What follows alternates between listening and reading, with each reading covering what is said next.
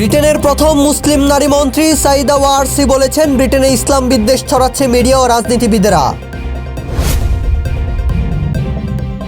বিদ্যুৎ খাতে স্বনির্ভরতা অর্জনের পথে আফগানিস্তান, নতুন প্রকল্পের উদ্বোধন। কারাগার থেকে দেশব্যাপী আন্দোলনের নেতৃত্ব দেবেন ইমরান খান।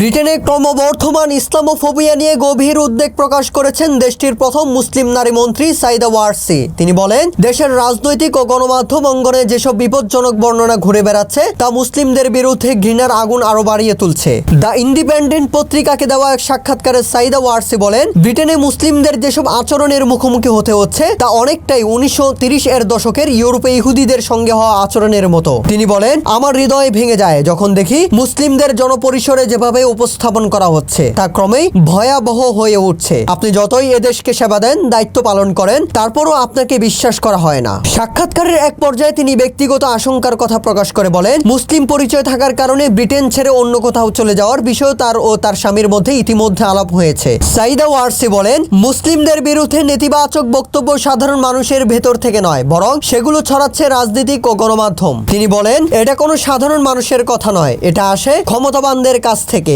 যাদের হাতে রয়েছে বড় বড় প্ল্যাটফর্ম। তারাই বারবার বলে মুসলিমদের বিশ্বাস করা যায় না, তারা বিপজ্জনক, সহিংস, মুসলিম পুরুষরা যৌন হয়রানিকারী আর নারীরা চিরকাল বশ্যতাপূর্ণ। তিনি হুঁশিয়ারি দিয়ে বলেন, মুসলিমদের নিয়ে স্টেরিওটাইপগুলো বারবার প্রকাশিত হওয়ায় সমাজে বিদ্বেষ তৈরি করছে। এভাবে মুসলিমদের বিকৃতভাবে উপস্থাপন করা হচ্ছে। সাইদা ওয়ারসি ব্রিটিশ জনগণকে এ বিভাজনমূলক বয়ান প্রত্যাখ্যানের আহ্বান জানান এবং ঐক্য সংহতির সংস্কৃতি গড়ে তোলার উপর জোর দেন।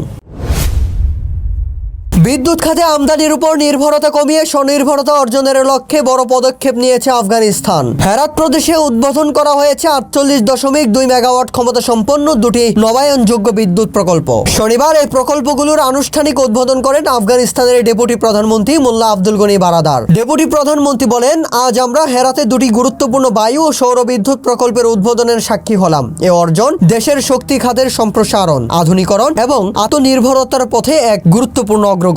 তিনি আরো বলেন, এই প্রকল্পগুলো কেবল আমদানিকৃত বিদ্যুতের উপর নির্ভরতা হ্রাস করবে না, বরং পরিবেশ সংরক্ষণ, টেকসই জ্বালানির প্রসার এবং নবীন প্রযুক্তির ব্যবহারে গুরুত্বপূর্ণ ভূমিকা রাখবে। তিনি বলেন, প্রতি বছর আমাদের জাতীয় বাজেটের একটি বড় অংশ আমদানিকৃত বিদ্যুৎ কিনতে ব্যয় হয়, অথচ এই বিদ্যুৎ একদিকে ব্যয়বহুল, অন্যদিকে দীর্ঘমেয়াদী এটি লাভজনক কিংবা নির্ভরযোগ্য নয়। তবে এই নতুন প্রকল্পগুলোর মাধ্যমে দেশীয় বিদ্যুৎ উৎপাদন ক্ষমতা বাড়বে, পাশাপাশি অর্থনৈতিক অগ্রগতি, কর্মসংস্থান সৃষ্টি এবং অবকাঠামো উন্নয়নের পথ খুলে যাবে। উদ্বোধনী বক্তব্যে তিনি প্রকল্প বাস্তবায়নকারী প্রতিষ্ঠানগুলোকে যথাযথ মান বজায় রেখে কার্যক্রম শেষ করার নির্দেশনা দেন। উল্লেখ্য, এই প্রকল্পগুলো বাস্তবায়িত হলে শুধু হেরাত নয়, বরং আশেপাশের জেলাগুলোর জনগণও টেকসই ও নিরবিচ্ছিন্ন বিদ্যুৎ সুবিধা পাবে বলে আশা করা হচ্ছে। আফগানিস্তান যে এখন ধাপে ধাপে জ্বালানি খাতে আত্মনির্ভরতার দিকে এগুচ্ছে, এই প্রকল্পগুলো তার অন্যতম প্রমাণ।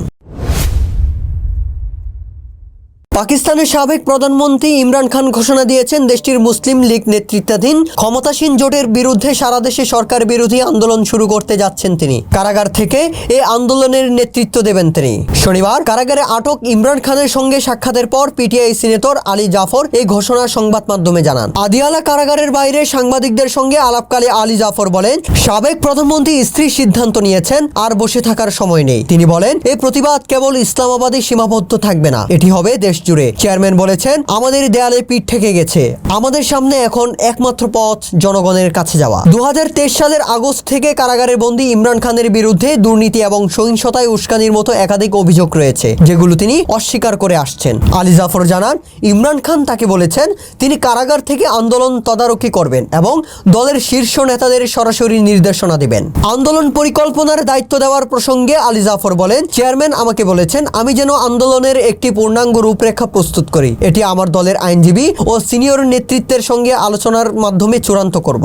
সম্প্রতি কারাগার থেকে ইমরান খান দেশের প্রভাবশালী মহলের প্রতি সংলাপের আহ্বান জানান এবং জাতীয় স্বার্থে দেওয়া নেওয়ার ভিত্তিতে আলোচনা করার ইচ্ছা প্রকাশ করেন। তবে তিনি স্পষ্ট করেন, এটি কোনো ব্যক্তিগত স্বস্তি বা ছাড় পাওয়ার জন্য নয়। শনিবারের ঘোষণায় ইমরান খানের অবস্থানে স্পষ্ট পরিবর্তন দেখা যায়। আলী জাফর জানান, চেয়ারম্যান বলেছেন, আমরা বিচার বিভাগ বা নির্বাহী বিভাগ থেকে কোনো স্বস্তি পাচ্ছি না, আমাদের কোনো বিকল্প নেই, এখন আমাদের রাজপথেই যেতে হবে।